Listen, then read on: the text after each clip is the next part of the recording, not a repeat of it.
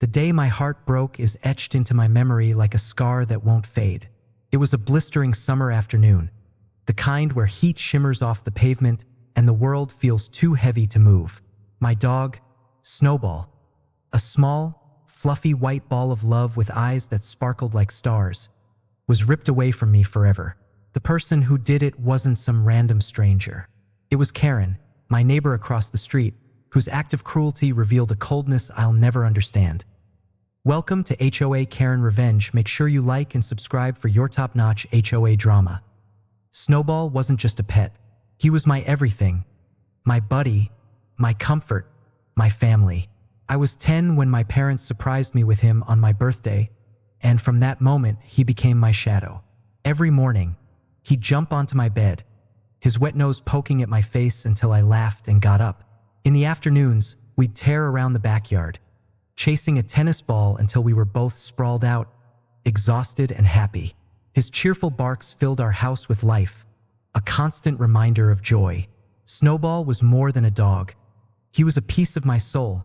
He was the sweetest creature you'd ever meet. Neighborhood kids would pull his tail or hug him too tight, and Snowball would just wag his fluffy tail, his eyes soft and forgiving. He never growled, never showed a hint of anger. All he wanted was love, and nearly everyone in our quiet suburban community adored him. Nearly everyone except Karen. Karen moved into the house across the street about a year before that terrible day. She was a middle-aged woman, solitary and sour, with a permanent scowl that seemed to deepen whenever she stepped outside. From the start, she made it clear she didn't belong in our friendly neighborhood. She never waved, rarely spoke, and found something to complain about every day. The kids skateboarding, the hum of air conditioners, even the rustle of leaves. To Karen, our peaceful street was her personal battlefield. Her first run-in with Snowball caught me off guard. He darted into her yard after a stray ball, his tail wagging like always, probably expecting a kind word. Instead, Karen charged out, screaming about that filthy dog ruining her lawn. I rushed over, apologizing, promising it wouldn't happen again, but her venomous tone left me shaken. Snowball was harmless, a tiny dog who wouldn't dream of causing trouble. I chalked it up to her having a rough day, hoping she'd warm up over time. She didn't. Karen's hostility only grew. She'd stand at her window, glaring as Snowball and I played fetch in our yard. One time, she reported us to the neighborhood association, claiming Snowball's barking was unbearable, even though he only yipped at passing mail trucks. I started keeping him on a leash, even in our own backyard, to avoid her wrath. But nothing seemed to satisfy her. I could feel her eyes on us, sharp and accusing, like she was waiting for a reason to strike. That awful day began like any other. I woke up, tossed a ball for Snowball, and scratched his ears before heading to work. Mom was home with him, and she mentioned later that he'd been his usual playful self all morning. But when I got home that afternoon, everything changed. Mom met me at the door, her face pale, her voice trembling. "It's Snowball," she said. "Something's happened." I ran to the backyard and froze. Snowball was lying near the fence, a small, crumpled heap, blood pooling beneath him. His eyes were half open, dull and lifeless. I dropped to my knees, my hands shaking as I reached for him, unable to process what I was seeing. A gunshot wound marred his side, a cruel mark that stole my breath. I screamed for Mom, my voice raw with panic.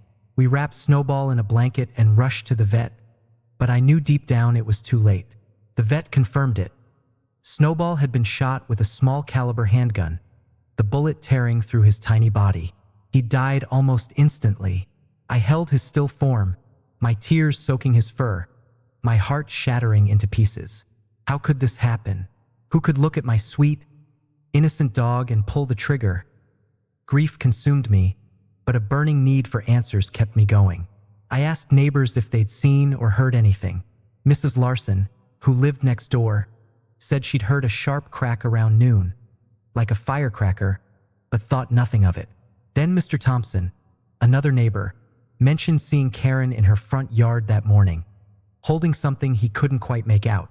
His words sent a chill down my spine. Karen had never hidden her hatred for Snowball. Was she capable of this? I crossed the street and pounded on her door, my pulse racing with anger and fear. When Karen answered, her face was blank, her eyes cold as steel. I demanded to know if she'd seen anything, told her Snowball had been shot. She crossed her arms, her voice flat. Maybe he was running loose and got what he deserved, she said. Her words hit like a slap, and something in her smug expression, a glint of triumph, made my stomach twist. I knew she was involved that I called the police, my voice shaking as I explained what happened. They took my statement and began canvassing the neighborhood. I remembered our security camera, praying it had caught something. When I checked the footage, my blood ran cold. There was Karen, just after noon, standing at the edge of her yard, a small pistol in her hand. The camera didn't catch the shot, but it showed her slipping the gun into her pocket and glancing toward our fence, a faint smirk on her face. The police took the footage and confronted Karen. At first, she denied everything, claiming she'd never owned a gun. But when they searched her house, they found a .22 caliber handgun, recently fired, hidden in a drawer. Ballistics confirmed it was the weapon that killed Snowball. Faced with the evidence, Karen finally confessed. She said Snowball's barking drove her insane, that he was a menace, and I needed to learn to keep him in check. She admitted to shooting him through the fence, her voice devoid of regret, as if taking his life was no different than swatting a fly. I listened to the police recount her confession, my hands clenched, my heart pounding with rage and sorrow. How could anyone be so heartless? Karen was arrested, charged with animal cruelty and illegal discharge of a firearm. The neighborhood rallied against her, and she was forced to move out after the court proceedings. She faced fines and probation, but no punishment could undo what she'd done. No jail time could bring Snowball back. The image of him lying in the yard, his life stolen so senselessly, haunted me every day. The weeks after were a fog of pain. I couldn't step into the backyard without seeing Snowball's joyful leaps, his tail wagging like a metronome, his collar still hung by the door, his favorite ball untouched in the grass. At night, I'd wake up thinking I heard his playful bark, only to be met with crushing silence. The loss was a weight I couldn't shake, a wound that refused to heal.